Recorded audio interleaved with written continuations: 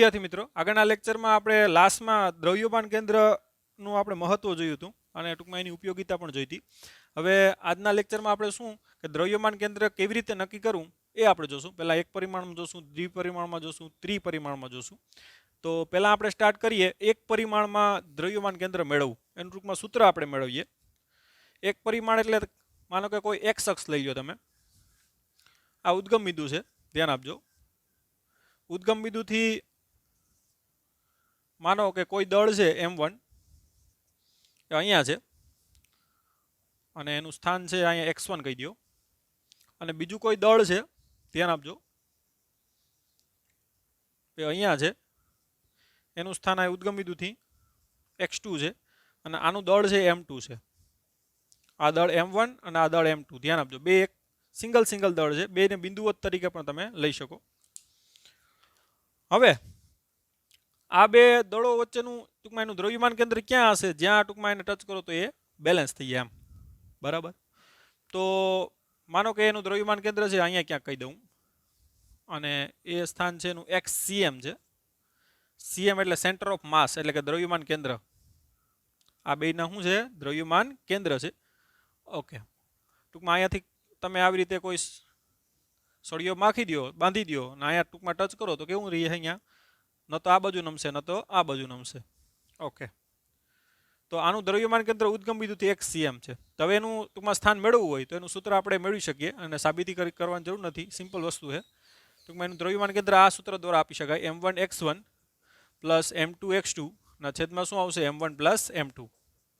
તો આ સૂત્રનો ઉપયોગ કરી અને આ બે પદાર્થોનું જે દ્રવ્યમાન કેન્દ્ર છે એ આપણે મેળવી શકીએ. હવે એક વસ્તુ અહીં નોટ કરો કે દાખલા કે આ પણ 2 કિલો હોય ને આ પણ 2 કિલો હોય તો એનું દ્રવ્યમાન કેન્દ્ર આપણે ખ્યાલ છે કે એક્ઝેક્ટ વચ્ચે આવે. ખ્યાલ આવ્યો? એક્ઝેક્ટ વચ્ચે એટલે x1 અને x2/2 થાય એમ.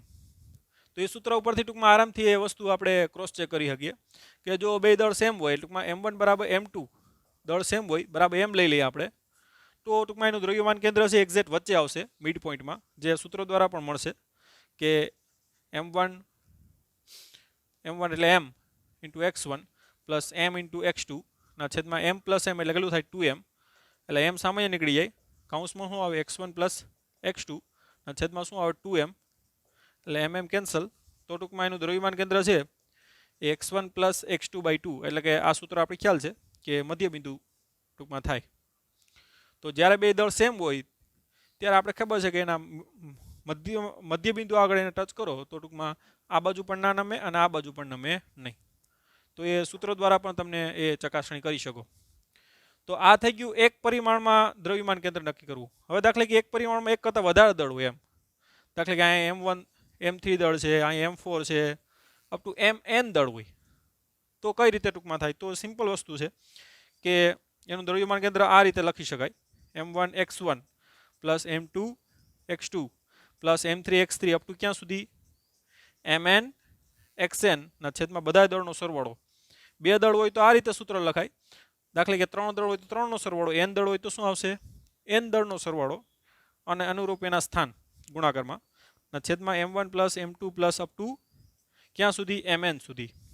તો આ રીતે એક કરતાં જો વધારે દળ હોય તો એનું સૂત્ર આ રીતે તમે લખી શકો અને એને સિગ્માના સ્વરૂપમાં પણ આપણે લખી શકીએ, શોર્ટ ફોર્મમાં XCM, જે આપણે લખતા ફાવે જ છે. સિગ્મા i બરાબર ક્યાંથી? 1 થી n સુધી mi ઇન્ટુ શું થાય? xi ના છેદમાં સિગ્મા i બરાબર 1 થી ક્યાં સુધી? n સુધી. અહીં શું આવશે? ખાલી mi. તો i બરાબર 1 મૂકો તો આ પદ આવશે m1x1. અહીંયા પણ 1 મૂકવાનું થાય એટલે નીચે m1 આવી ગયું. પછી સિગ્મા છે એટલે ગ્રીક વર્ડ છે, એનો મતલબ થાય છે સરવાળો, જે આપણે ખ્યાલ છે. i બરાબર 2 મૂકો તો આ પદ આવશે. i બરાબર 3 મૂકો, આ નેક્સ્ટ પદ આવે, એટલે i બરાબર ક્યાં સુધી? n સુધી. તો એ રીતે આને આપણે શોર્ટ ફોર્મમાં આ રીતે પણ દર્શાવી શકીએ. તો આ રીતે ટૂંકમાં એક પરિમાણમાં બે અથવા બે કરતાં વધારે દળ માટેના સૂત્રો આપણે આરામથી નોટ કરી શકીએ. ઓકે, હવે આપણે દ્વિપરિમાણમાં દ્રવ્યમાન કેન્દ્ર જોઈએ. આ લખી લો. દ્રવ્યમાન કેન્દ્ર દ્વિપરિમાણમાં, તો એના માટે આપણે ખ્યાલ છે કે આપણે x અક્ષ લેવી પડે અને y અક્ષ લેવી પડે. આ x અક્ષ આ શું છે? y અક્ષ.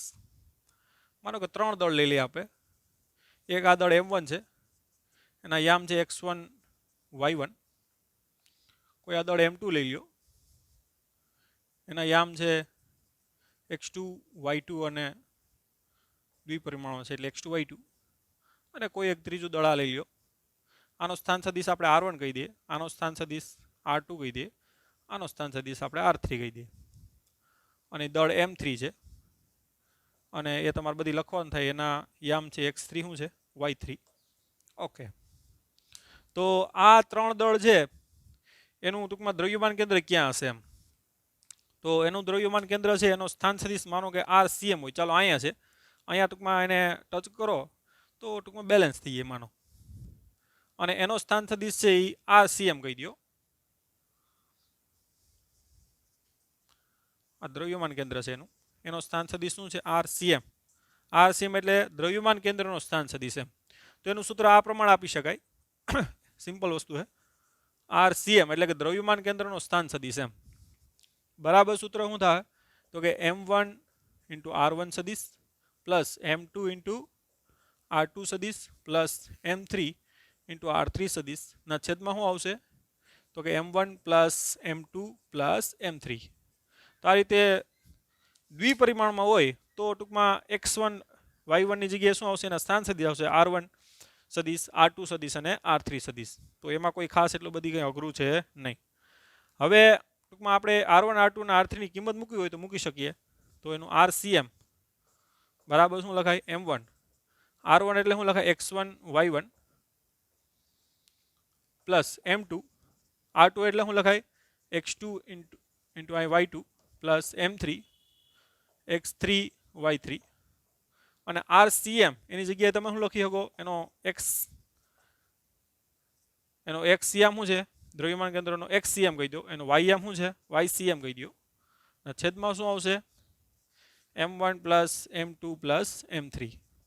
હવે આને સેપરેટ કરીને પણ લખી શકો તમે, એનો xCM તમે લખો સેપરેટ કરીને, ધ્યાન આપજો કે આના છેદમાં પણ આ થાય, જો M1 x1 અંદર ગુણાઈ જાય, M1 y1 ગુણાઈ જાય, પછી ત્રણેયના સેપરેટમાં લખાય આ રીતે. તો યામ સ્વરૂપમાં તમે ટૂંકમાં એનો xCM લખો તો તમે શું આવશો, જો એના સ્ટેપ વચ્ચેના લખતો નથી, ટૂંકમાં એનો xCM લખવું હોય તો શું લખાય M1 x1 પ્લસ આ શું આવશે M2 x2, ટૂંકમાં xCM હોય yM હોય, આપણે બધી આવડે છે તો વચ્ચેનું સ્ટેપ આપણે લખતા નથી, અહીંયા અંદર ગુણીને. તો M1 x1 પ્લસ આ M2 x2 પ્લસ આ શું આવશે M3 x3 ના છેદમાં શું આવશે M1 plus M2 plus M3. Okay, અને ટૂંકમાં એનો yM છે, ટૂંકમાં yCM બરાબર શું થાય M1 y1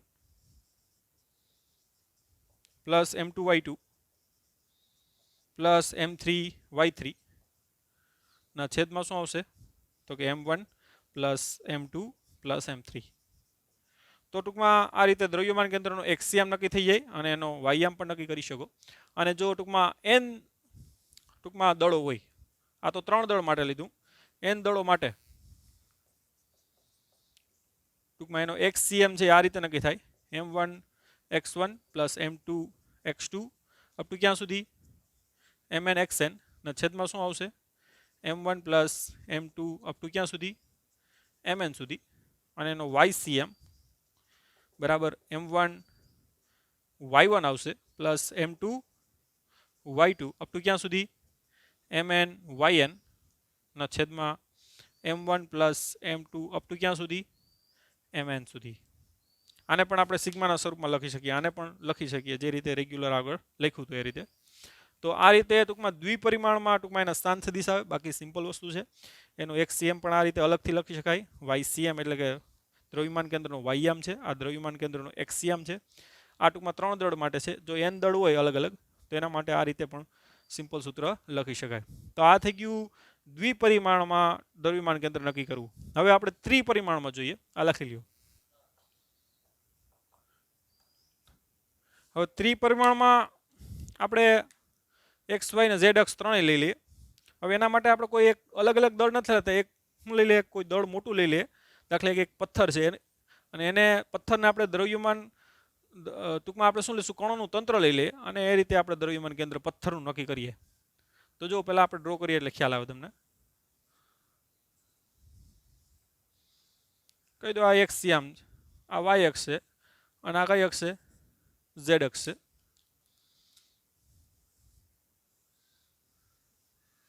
આ એક્સ અક્ષ, આ વાય અક્ષ અને આ ઝેડ અક્ષ. માનો કે આ રીતે કોઈ ત્રિપરિમાણમાં પથ્થર જ છે, ધ્યાન આપજો. ઓકે, અને આ પથ્થર છે એનું દ્રવ્યમાન કેન્દ્ર આ માનો કે આ છે, એ નક્કી કરવાનું છે આપણે. અને એ ત્રિપરિમાણમાં છે, ધ્યાન આપજો. અને એનું દ્રવ્યમાન કેન્દ્રનો સ્થાન સદિશ શું છે? RCM. હવે એ નક્કી કરવું હોય તો આપણે શું કરવું પડે? તો કે એને ઘણા બધા કણ તરીકે લેવું પડે.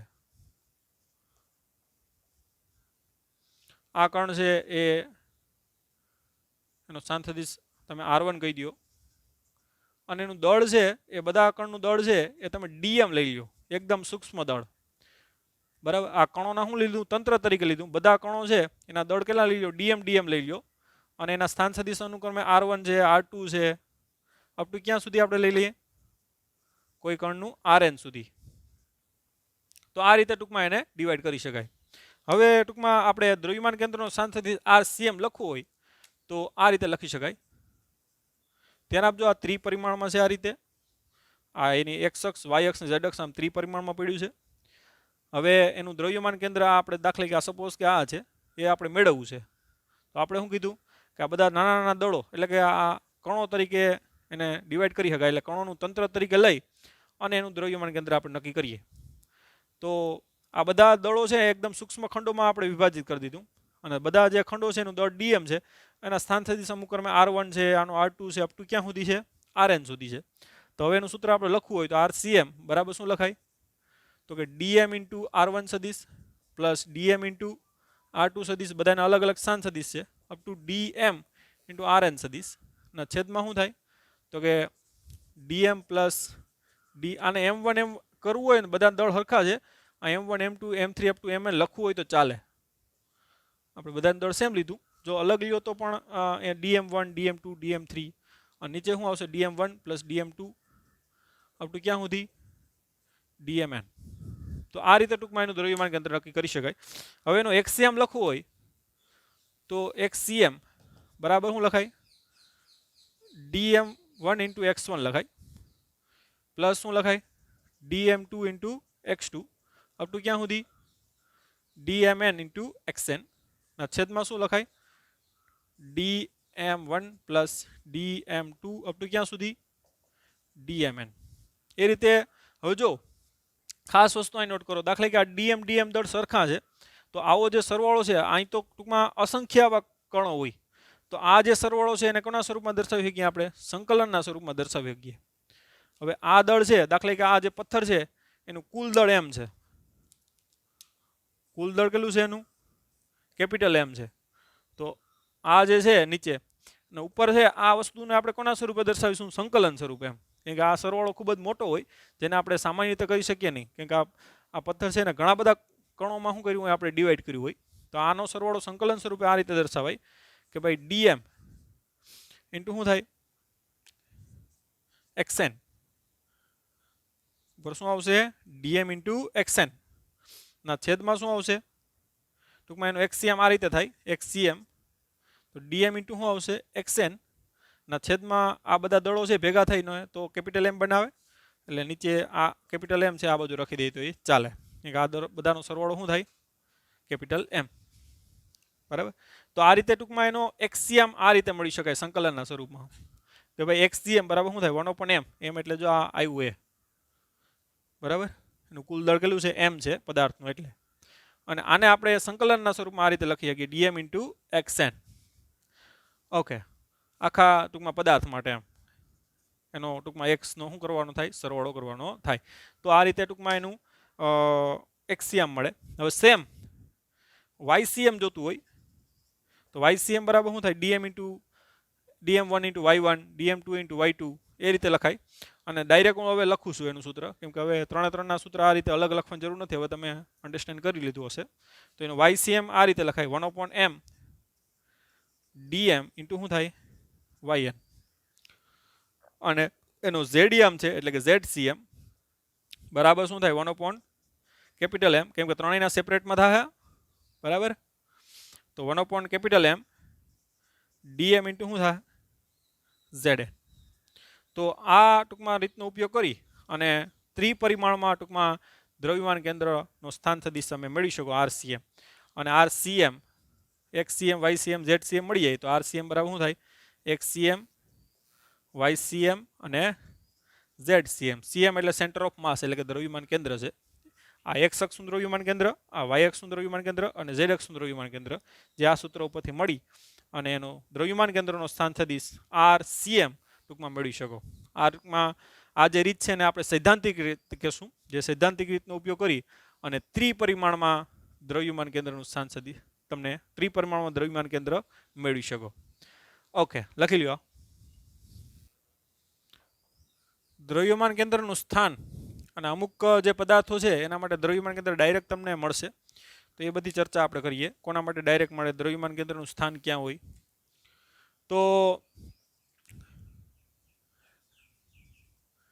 નિયમિત ઘનતાવાળા જે પદાર્થો છે માટે, નિયમિત ઘનતાવાળા પદાર્થો માટે તેનું નિયમિત ઘનતાવાળા અને નિયમિત આકારવાળા, નિયમિત આકાર એટલે લંબચોરસ, ચોરસ, ગોળ, ત્રિકોણ, બરાબર, એ બધા ટૂંકમાં એના નિયમિત આકાર કહેવાય. આકારવાળા, નિયમિત ઘનતાવાળા અને નિયમિત આકારવાળા પદાર્થો માટે દ્રવ્યમાન કેન્દ્ર એ તેનું જેનું ભૌમિતિક કેન્દ્ર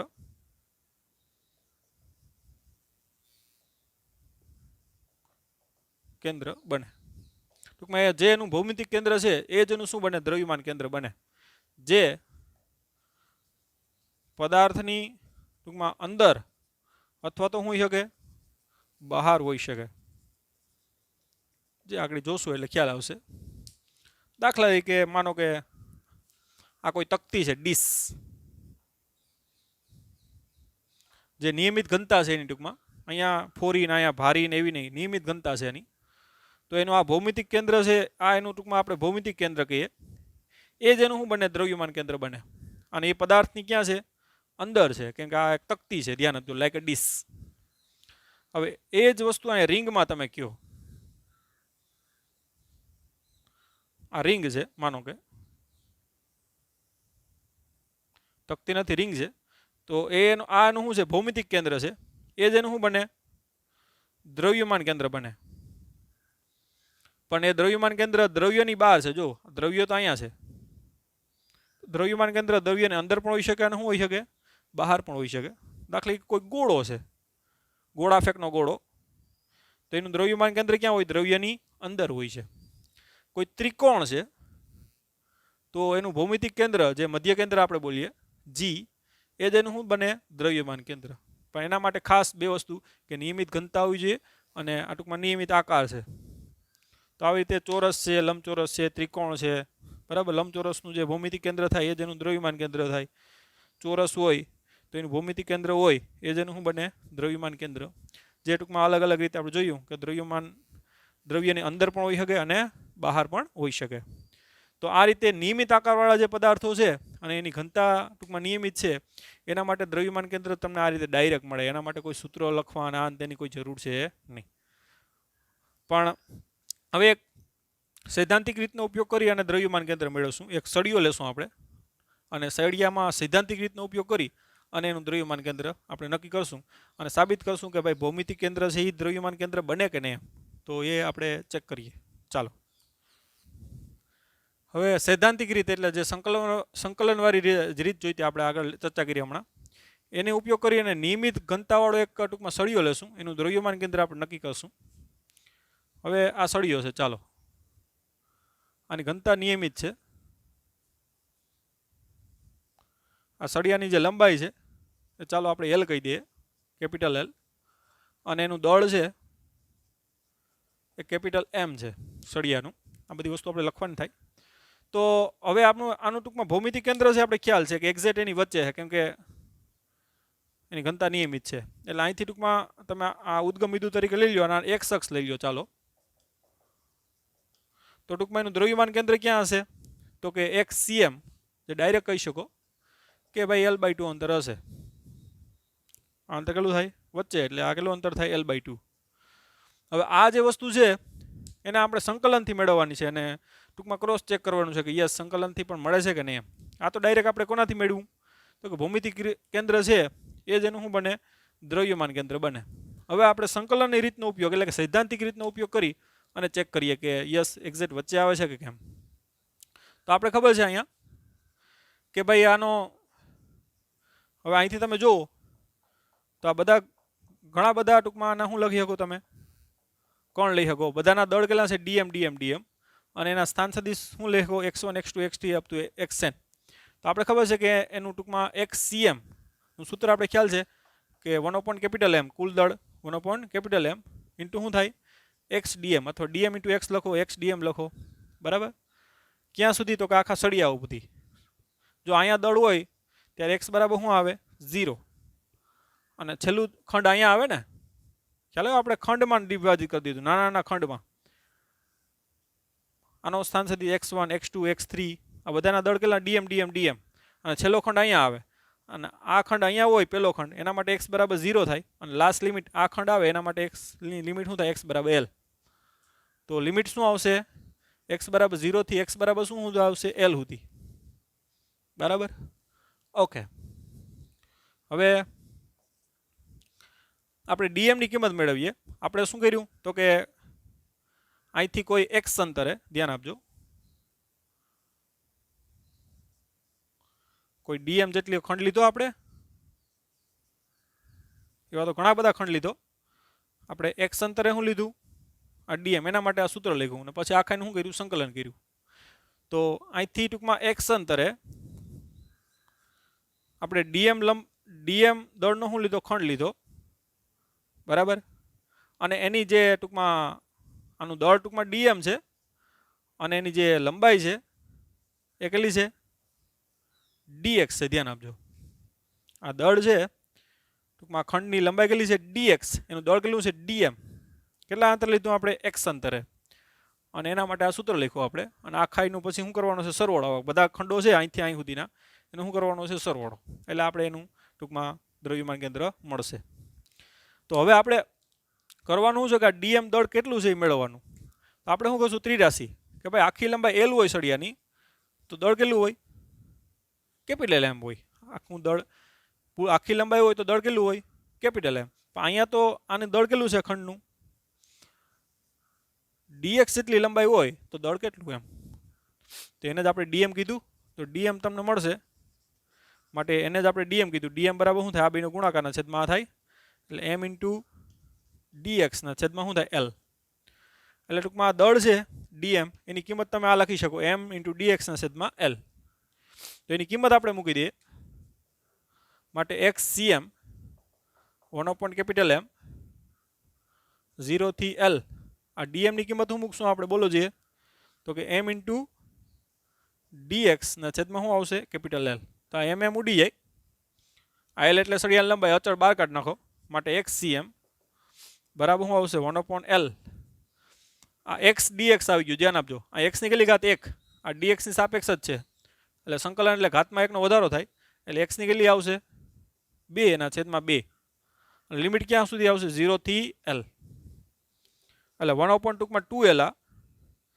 પહેલા x ની ઉપરની લિમિટ મૂકો એટલે l સ્ક્વેર આવશે માઈનસ નીચે ને એટલે 0 આવશે એટલે એક l કેન્સલ થઈ જાય એટલે કેટલું આવ્યું જો અહીંયા l/2 જે આપણે પહેલેથી ખબર હતી પણ આ રીતનો ટૂંકમાં ઉપયોગ કરી અને દ્રવ્યમાન કેન્દ્ર મળી શકો કે ભાઈ આ સળિયાનું દ્રવ્યમાન કેન્દ્ર ક્યાં હશે તો કે મિડલમાં એટલે કે l/2 અંતરે તો આ રીતે સૈદ્ધાંતિક રીતનો ઉપયોગ કરી એટલે સંકલનની રીતનો ઉપયોગ કરી અને પણ તમે આ રીતે મેળવી શકો અને આ તો પહેલાથી આપણે ખબર હતી કે એનું ભૌમિતિક કેન્દ્ર l/2 અંતરે છે પણ આપણે આ રીતે ક્રોસ ચેક કરી અને સૈદ્ધાંતિક રીતને સમજી શકીએ તો સૈદ્ધાંતિક રીતનો ઉપયોગ કરીને હું કઈ રીતે કર્યું તો કે અહીંથી કોઈ x અંતરે એક dm લંબાઈનો હું વિચાર્યો ખંડ વિચાર્યો તો એનું દ્રવ્યમાન કેન્દ્ર આપણે આ રીતે મળે કે ભાઈ એનું દ્રવ્યમાન કેન્દ્ર છે ખાલી આ ખંડનું એ આ રીતે થાય 1/M x1 ટૂંકમાં આ ડીએમ ઇન્ટુ આ એનું સ્થાન સદિશ એક્સ. આવો ખંડો તો ક્યાંથી ક્યાં સુધી છે? તો કે અહીંયાથી લઈ અને અહીંયા સુધી છે. તો સૈદ્ધાંતિક રીતે ઓલરેડી આ સૂત્ર આપણે પહેલેથી મેળવેલું છે. તો 1/M આપણે ખબર છે શા માટે, કારણ કે સૂત્રમાં જ આવે છે ઇન્ટુ એક્સ ઇન્ટુ ડીએમ. એટલે આ બધા જે ખંડો છે એના M1 x1 M2 x2 M3 x3 M4 x4 નો શું થઈ ગયો? બધાનો સરવાળો અને છેદમાં એનું કુલ દળ થઈ ગયું. અહીંયા એક્સ અક્ષમાં જ છે ખાલી, એટલે XCM જ લખ્યું. બરાબર. હવે શું કર્યું કે આ ડીએમ છે એની ટૂંકમાં કઈ રીતે દળ, કેટલું દળ થાય? તો આ ડીએમ છે એની લંબાઈ આપણે કેટલી લીધી? dx. તો અહીંથી ત્રિરાશિ મળતી કે ભાઈ આખી લંબાઈ L હોય તો સળિયાનું દળ કેટલું થાય? M. અહીં તો સળિયાની લંબાઈ આપણે કેટલી લીધી આ ખંડ માટે? dx જેટલી. તો એનું દળ કેટલું? જે દળને જ આપણે શું કીધું? ડીએમ કીધું. તો ડીએમ બરાબર આ બીનો ગુણાકારના છેદમાં L આવશે અને એની કિંમત આપણે અહીંયા મૂકી. તો એ કિંમત અહીંયા મૂકી દો. કેપિટલ M ઉડી જાય જ્યાં M છે, અને અહીં ઘાત 1 છે, આ dxની સાપેક્ષમાં છે, ઘાતમાં એકનો વધારો એની ઘાત છેદમાં 0 થી L આવશે અને એ કરશો તો XCM આ રીતે મેળવી શકો. ઓકે, લખી લ્યો.